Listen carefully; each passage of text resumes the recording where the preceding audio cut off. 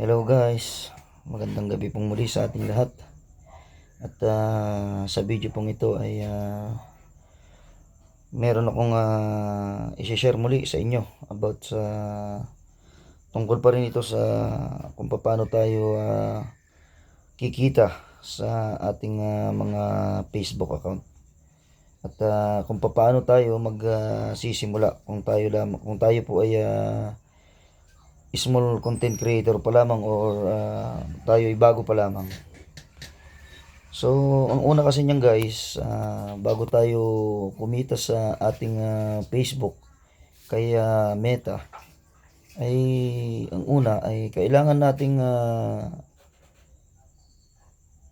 i-professional mode yung ating Facebook Facebook account man yan or Facebook page yan.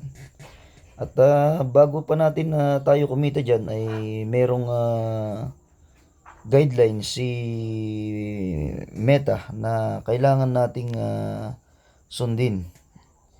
Kagaya ng kailangan ma-reach natin yung kanilang mga hinihinging pinaka guideline, no?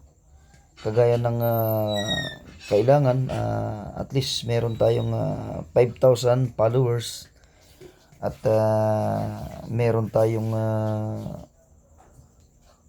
5 shares na mga engaging na videos sa ating Facebook. At kailangan din natin at pinaka-importante guys yung magkaroon tayo ng 60,000 minute views sa ating mga ina-upload na video. Mapa long form man yan or mga short videos yan. So yan yung mga unang criteria na requirements ni Meta para tayo makapagsimula ng ating earnings, no? So sa earnings naman, pagka tayo ay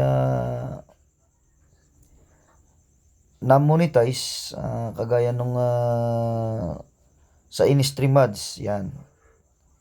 Diyan tayo kikita guys ng malaki kapag tayo ay binayaran ni Facebook sa mga advertise na nagpa-pop up diyan sa ating mga video na ina-upload. Yan. So kung hindi pa tayo na-monetize sa Facebook na in-stream ads, pwede naman tayong kumita sa ibang paraan. Kagaya ng kung tayo ay nag-eligible sa stars, pwede tayong kumita dyan sa mga kagaya ng mga ina-upload natin mga video sa Reels. Kung tayo ay bibigyan ng mga stars ng ating mga viewers, yan. At yung stars na yan guys ay hindi basta hinihingi or nire-request sa ating mga kaibigan, sa ating mga followers or subscribers. Ayan ay kailangan din na kusang loob na ibibigay ng ating mga viewers. Kasi nire-review din kasi ni Meta yan guys yung ating mga ina-upload na videos, maging yung mga comment section natin, nire-review ni Meta yan. Ganyan po kahigpit si Meta sa kanyang mga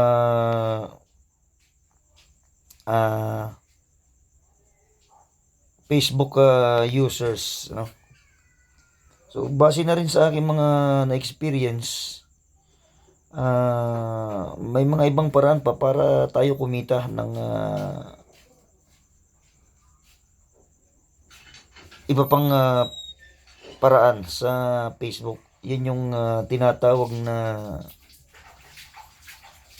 bonus performance, yan.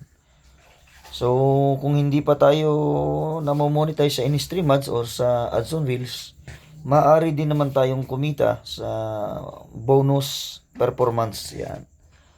So ano nga ba yung bonus performance na sinasabi?